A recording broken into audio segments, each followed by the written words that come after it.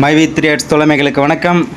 என்னங்க மறுபடியும் நேற்று இருந்து பார்த்தீங்கன்னா ஒரே மைவி 3 ஆட்ஸ் நியூஸை பற்றி ரொம்ப பரபரப்பாக போயிட்டுருக்கு.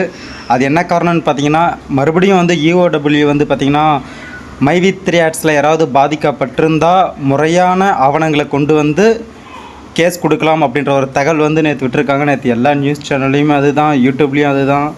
ஸோ நேற்று ஃப்ளாஷ் நியூஸே அதுதான் போலங்க. ஸோ இது வந்து மக்கள் யாரும் இதனால் பயப்பட தேவையில்லைங்க.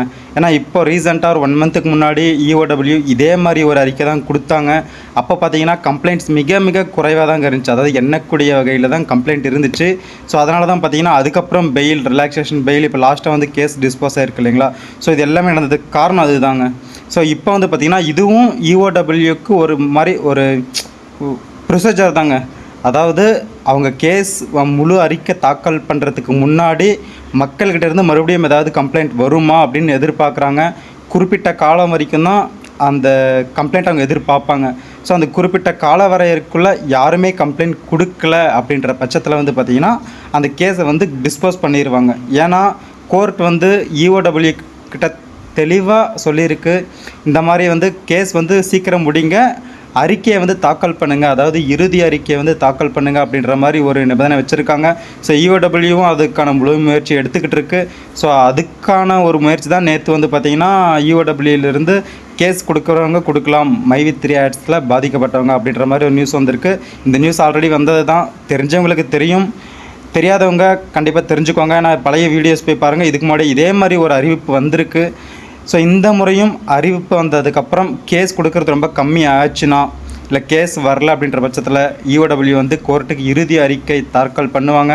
அப்போ அந்த இறுதி அறிக்கையில் மேக்ஸிமம் கம்ப்ளைண்ட்ஸ் எதுவுமே கிடையாது அப்படின்னா, ஏன்னா கிட்டத்தட்ட 69 லட்சம் பேர் இருக்காங்க, அதில் கிட்டத்தட்ட 9 லட்சம் பேருக்கு மேலே சிஎம்மாவும் பிஎம்மா அந்த மாதிரி ஒரு அதிகமாக அமௌண்ட்டு கொடுத்து ஒரு சில கேட்டகரியில் சில இருக்காங்க. 9 லட்சம் பேர் பக்கம் அந்த கம்ப்ளைண்ட் நம்பி 69 லட்சம் பேர் இருக்காங்கன்றது தெரியும். ஸோ கம்ப்ளைண்ட்ஸ் எந்த அளவுக்கு எடுத்துக்கப்படுது, எந்த அளவுக்கு வருது அப்படின்றத அவங்க வந்து அனலைஸ் பண்ணுவாங்க. ஸோ அனலைஸ் பண்ணதுக்கப்புறம் அவங்க இறுதி அறிக்கையை தாக்கல் பண்ணதுக்கப்புறம் கோர்ட் இதுக்கான முழு விளக்கம் அளிக்குங்க. ஸோ கோர்ட்டுக்கு முழு விளக்கம் அளித்ததுக்கப்புறம் கம்பெனி மேலே எந்த ஒரு தவறும் கிடையாதுன்னு ஆல்ரெடி ப்ரூஃப் ஆயிடுச்சு. ஏன்னா தவறு இருந்திருந்தால் இப்போ வரைக்கும் இந்த கேஸ் நடக்கணும் அப்படின்ற அவசியம் இல்லை, எப்பயோ முடிஞ்சிட்ருக்குங்க. ஸோ தவறு எதுவும் இல்லாத பட்சத்தில் இனிமேல் ஏதாவது வருமா அப்படின்னு சொல்லி எதிர்பார்க்குறாங்க, அவ்வளோதான். ஸோ மக்கள் யாரும் நேற்று நடந்த இந்த விஷயத்துக்காக, அதாவது இஓடபிள்யூ கொடுத்த அறிக்கைக்காக யாரும் பயப்பட தேவையில்லைங்க. பயப்பட தேவையே இல்லை, ரிலாக்ஸேஷனாக இருக்கலாம்.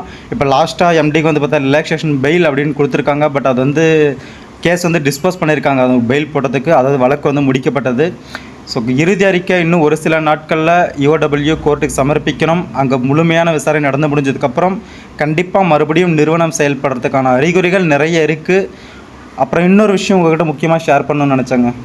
இப்போ வந்து பார்த்திங்கன்னா ஒரு சில இடத்துல, அதாவது நான் பர்டிகுலராக இடம் சொல்ல விரும்பல, பட் ஒரு சில இடத்துல பார்த்திங்கன்னா டைரக்டர்ஸ் அவங்களுடைய கீழே இருக்கிற அப்ளையன்ஸில் எல்லாருக்குமே ஜூம் மீட்டிங் ஒன்று நடத்திட்டுருக்காங்க.